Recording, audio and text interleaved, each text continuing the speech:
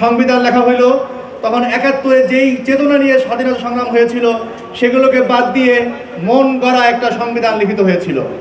আজকের বাংলাদেশ দেখে আমরা কেন যেন আশঙ্কা করছি যে যে চেতনা, যে স্পিরিট, যে ব্যথা বেদনা চাওয়া নিয়ে ৫ই আগস্ট সংগঠিত হয়েছিল, ৫ই আগস্টের পরের বাংলাদেশ নির্মাণে, সংবিধান সংশোধনে, রাষ্ট্র সংস্কারে সেই চেতনা, সেই চাওয়ার প্রতিফলন হবে কিনা আমরা আশঙ্কা প্রকাশ করছি। সংগ্রামী ভাইয়ের আমার, আজকের এই সম্মেলনের মধ্য দিয়ে আমি পরিষ্কার করে বলতে চাই, ৫ই আগস্ট গঠিত হয়েছিল আগামীতে কোনো স্বৈরাচার না আসে এই নিশ্চয়তার জন্য। সেজন্য আমাদের সংবিধানের শুরুতে যেটা বলা আছে, জনগণের পরম অভিপ্রায়ে এই বাংলাদেশ গঠিত, সেখানে পরিষ্কার করে লিখতে হবে এবং সেই নিশ্চয়তা আনতে হবে সংবিধানে, যাতে করে বাংলাদেশে সাংবিধানিকভাবে আর কোনো স্বৈরাচারের জন্ম না হয়। সংগ্রামী ভাইয়ের আমার, আপনারা সবাই বাংলাদেশ সম্পর্কে জানেন, বাংলাদেশে একটা শেখ হাসিনার জন্ম হয়েছিল বাংলাদেশের সাংবিধানিক রীতিনীতি মেনেই, আমাদের সংবিধানের ৭০ অনুচ্ছেদের মাধ্যমে, আমাদের সংবিধানের যে ধারা, প্রধানমন্ত্রীর হাতে যে একচ্ছত্র ক্ষমতা দেওয়া আছে, আমাদের সংবিধানে রাষ্ট্রপতিকে যেভাবে নিষ্ক্রিয় করে দেওয়া আছে, তার মাধ্যমে সাংবিধানিকভাবেই একটা হাসিনা তৈরি হয়। আমরা এই সংবিধানে সেটার পরিষ্কার বিলোপ চাই। সংগ্রামী ভাইয়ের আমার, আমাদের সংবিধানের শুরুতে একই সাথে বলা আছে সমাজতন্ত্র, গণতন্ত্র, ধর্মনিরপেক্ষতাবাদ, জাতীয়তাবাদ। এর চেয়ে ইডিয়েট, এর চেয়ে বাস্টার্ড টাইপ আর কোনো নীতিমালা হইতে পারে না। সংগ্রামী ভাইয়ের আমার, আজকের সম্মেলন থেকে ৫ই আগস্টের রক্তের দোহাই দিয়ে আমরা বলবো, এই ধরনের ভুয়া, বাজে, অবাস্তব কোনো নীতিমালা সংবিধানে প্রবেশ করাবেন না। সংগ্রামী ভাইয়ের আমার, আমরা খুব পরিষ্কার করে বলতে চাই, সংবিধানে ৭০ অনুচ্ছেদের অবশ্যই সংশোধন করতে হবে। পরিষ্কার করে বলতে চাই, প্রধানমন্ত্রী এবং রাষ্ট্রপতির ক্ষমতার মধ্যে ভারসাম্য আনতে হবে।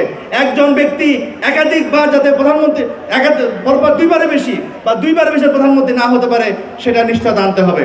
সংগ্রামী ভাইয়ের আমার, বক্তব্য শেষ করার আগে আমাদের শিক্ষা নিয়ে দুটো কথা বলতে চাই। সারা বিশ্বে শিক্ষা দেওয়া হয় দুইটা কারণে। একটা হলো আমার ভিতরে যে যোগ্যতা আছে, আগামী সেই যোগ্যতাকে শানিত করা, যাতে করে আমরা ছাত্ররা আগামীর বাংলাদেশকে নির্মাণ করতে পারি। ২ নম্বর যে লক্ষ্যটা থাকে, সেটা হলো মানুষের মধ্যে সৎ গুণাবলী জাগ্রত করা।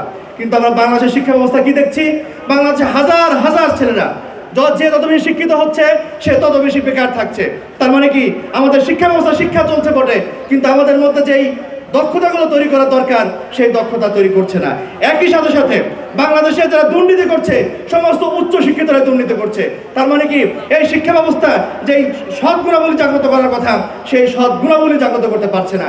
এইরকম বাজে, অবাস্তব, অকার্যকর শিক্ষানীতি যাতে পরিবর্তন হয় এবং কার্যকর সৎ গুণাবলী আনতে পারে, মানুষের মধ্যে দক্ষতা সৃষ্টি করতে পারে, এমন শিক্ষানীতি, শিক্ষা সংস্কার অবশ্যই করতে হবে।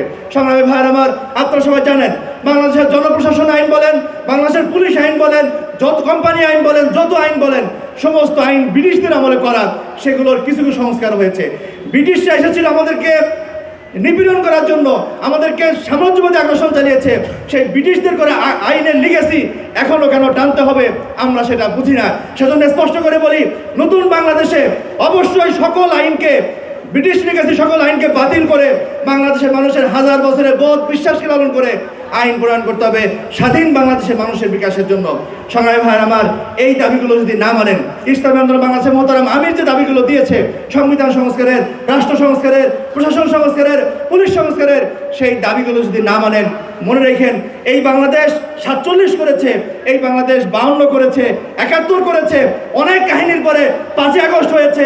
আবারও যদি বাংলাদেশে কোনো স্বৈরাচার আসে, মনে রাখেন, আবারও কোনো ৫ আগস্ট, ৫ জুলাই, ৫ নভেম্বর একটা না একটু আসবেই, যা কিন্তু কোনো স্বৈরাচারকে এই বাংলাদেশে আর এস্টাবলিশ হতে দেওয়া যাবে না, ইনশাআল্লাহ।